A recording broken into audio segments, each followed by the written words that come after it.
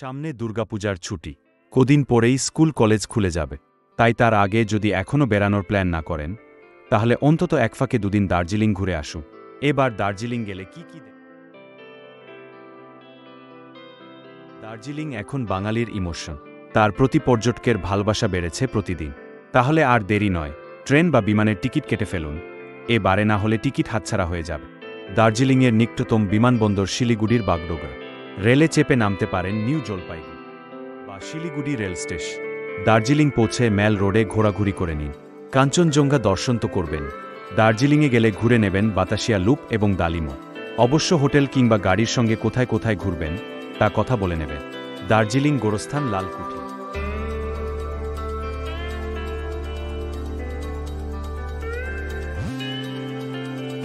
Saint Joseph school, north point, saint Paul's school, saint Andrew's church miss করবেন না।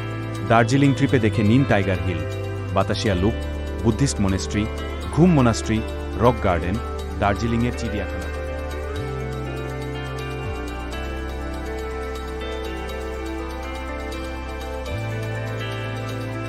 Nauru Himalayan zoological park, Himalayan mountaineering institute, saint Andrew's church, ropeway, Darjeeling museum, saint Paul's গির্জা, tea garden. বলে রাখা ভালো, দার্জিলিং ভ্রমণের সেরা সময় হল এপ্রিল থেকে জুনের মধ্যে, যখন আবহাওয়া মনোরম। অনেক লোক অক্টোবর থেকে ডিসেম্বর পর্যন্ত শীতের মাসটি পছন্দ করে। জুলাই থেকে আগস্ট মাস বৃষ্টি।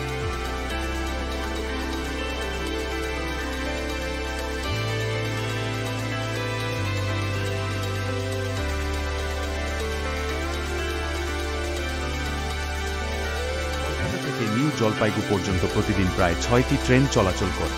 সরাইঘাট এক্সপ্রেস 12345, কাঞ্চনকন্যা 13149, তিস্তা তোরসা 13141, দার্জিলিং মেল 12343, পদাতিক এক্সপ্রেস 12377।